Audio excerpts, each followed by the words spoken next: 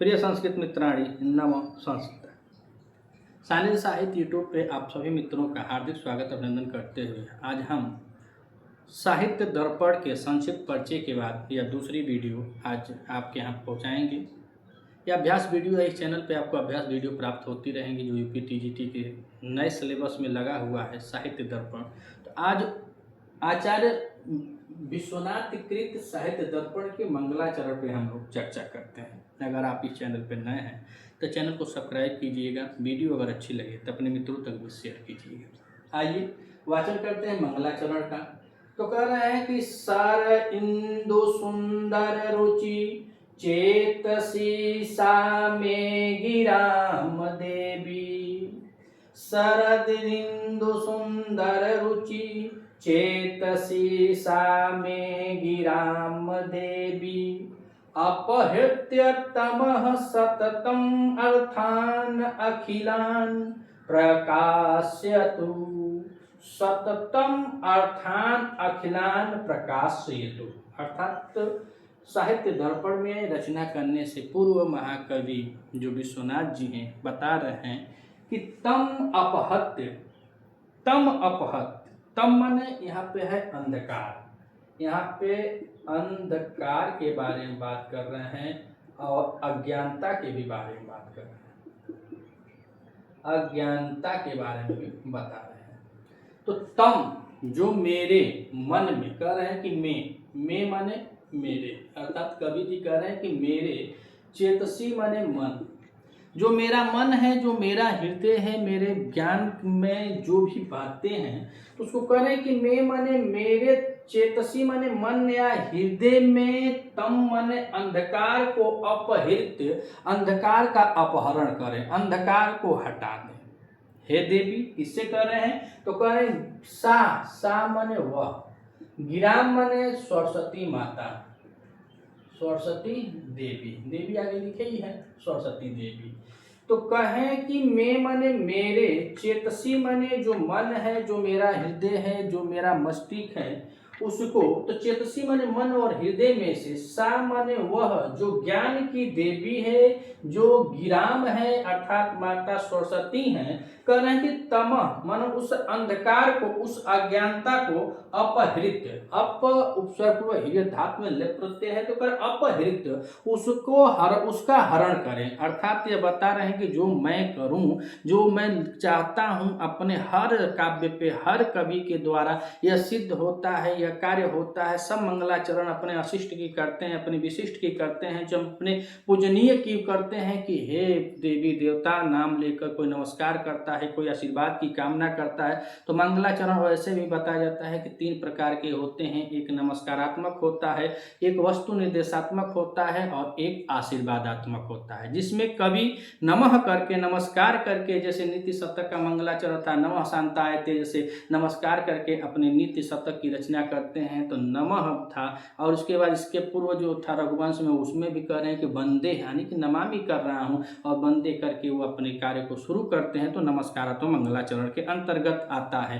और कुछ होता है जिसमें आशीर्वाद की कामना होती है, आशीर्वाद की प्राप्ति होती है कि रक्षा हो, कि हम सब की रक्षा हो और रक्षा हो, और हमारे पढ़ने और पढ़ाने मन दोनों में जो हम लिख रहे हैं वह भी, जो हमारा पढ़ेगा वो भी, जो पढ़ाएगा वो भी, सबकी रक्षा हो कामना से किया जाता है तो आशीर्वादात्मक मंगलाचरण होता है। और जिसमें कहानी तुरंत शुरू हो जाती है, जैसे किरातार्जुनीयम में था, इसके पूर्व मेघदूत में है, तो यह जिसमें कहानी तुरंत शुरू हो जाती है तो वह वस्तु निर्देशात्मक मंगलाचरण है। लेकिन यहाँ पे कवि बता रहे हैं कि सा माने वह मेरे मन में, मैं माने मेरे मन में, चेतसी माने जो मन है, हृदय में है, गिराम की देवी जो माता सरस्वती हैं, तम अपहृत मेरे अंधकार को, मेरी अज्ञानता का हरण करें। तो यहाँ पे हरण मतलब मेरे अंदर से अज्ञान को हटाएं, जो मेरे अंदर अज्ञानता विद्यमान है, जो अंधकार विद्यमान है उसको हटाएं। फिर आगे बताएं कैसे हटाएं तो करें सततम अर्थान अखिलान प्रकाशयतु।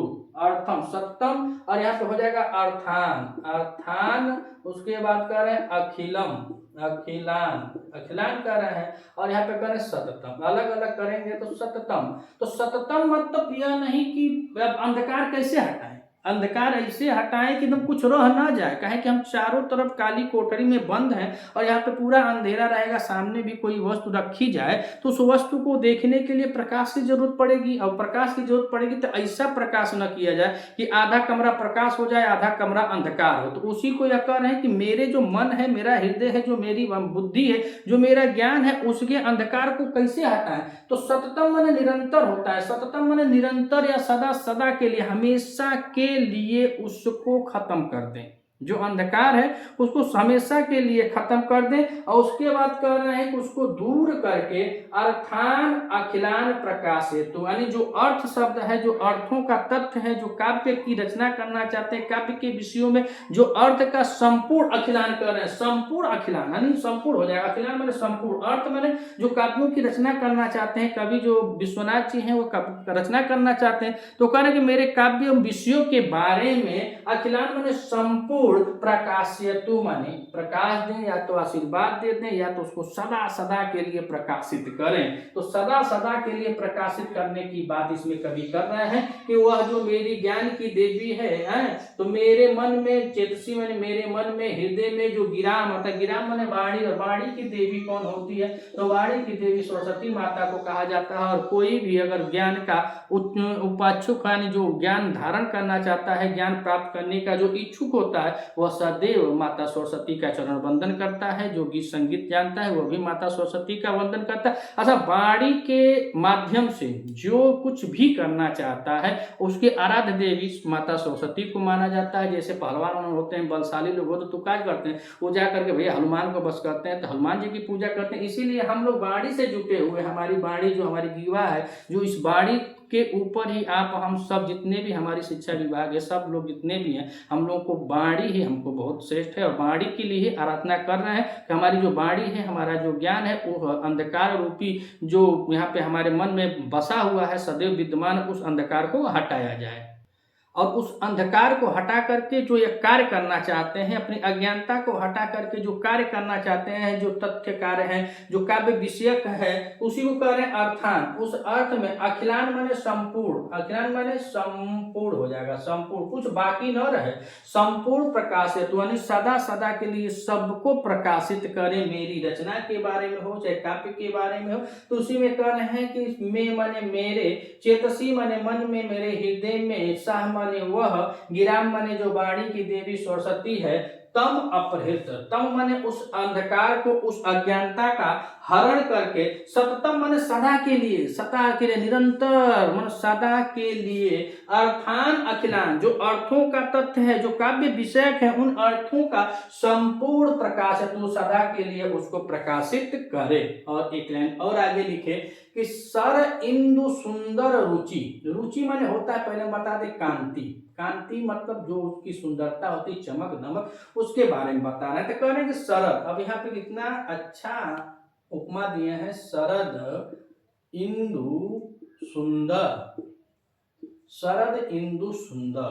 तो शरद माने होता है शरद ऋतु, जैसे कवि कालिदास जी ने अपने ऋतुओं का वर्णन करते हुए एक ऋतु संहार की ही रचना कर दी है। तो ऋतु संहार में यह 6 ऋतुओं के बारे में बताए हैं। तो 6 ऋतुओं में से यह देखा जाए तो कालिदास जी 6 ऋतुओं में बताए, तो यह भी उसमें से कह रहे हैं विश्वनाथ जी की जो शरद ऋतु है, तो जो शरद ऋतु है उसकी इंदु, इंदु माने चंद्रमा। और देखिए शरद ऋतु में जो एक पूर्णिमा आती है, जिसमें लोग खीर बना करके छत पे रखते हैं, उसके बाद उसमें लोग कहते हैं कि रात को चंद्रमा की किरणें, ऐसे भी औषधियों का पति माना जाता है, तो उसकी किरणों से वह खीर जो होती है अमृतमय हो जाती है, तो उसको लोग खाते हैं। तो वही उस दिन जो होता है, पूर्णिमा जो होती है, वो पूर्ण रूप से होता है, उसमें चांद एकदम पूर्ण रूप से आता है, चांद पूर्ण रूप से दिखाई देता है।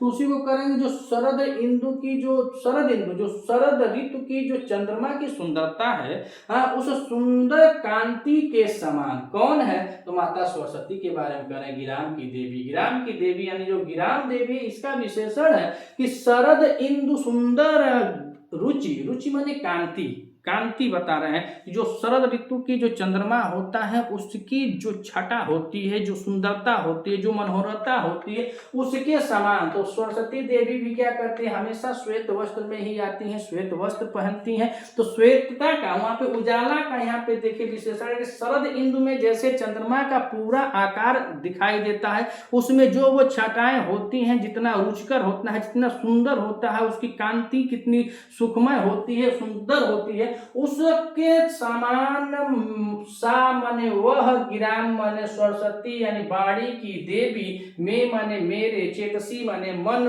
में या मन से, तमह अपहृत्य अर्थात उस अंधकार को हटा दें। और क्या हटाएं, कब तक हटाएं, तो कहें सत्यम, निरंतर सदा सदा के लिए उस अंधकार को हटा करके अर्थान अखिलान अर्थात जो काव्य चीज है, जो काव्य विषय है जिसकी मैं रचना कर रहा हूं, उसमें अखिलान माने संपूर्ण रूप से सततम प्रकाश है, तो मैंने सदा के लिए उसमें प्रकाश प्रवाहित करें या उसको प्रकाशित करें। मगर इसमें एक चीज यह देखा जाए, जो यह तम शब्द है बहुत इंपॉर्टेंट है। तम शब्द जो है बहुत इंपॉर्टेंट है, प्रथमा भी होता है, द्वितीय में होता है, लेकिन विशेष करके यह द्वितीय विभक्ति का एक वचन में आता है। द्वितीय विभक्ति एक वचन का है कि अंधकार को जब यहाँ आप पकड़ेंगे तभी आप जान पाएंगे का के मतलब का को किसमें आता है, द्वितीय विभक्ति कर्म होता है। तो करे तम अंधकार को अपहृत मतलब उसका अपहरण करे, अपहरण मतलब हरण करना, हटाना, दूर करना, यह सब आता है। तो इस अंधकार को हटाने के लिए कहा गया है सत्यम माने सदा के लिए,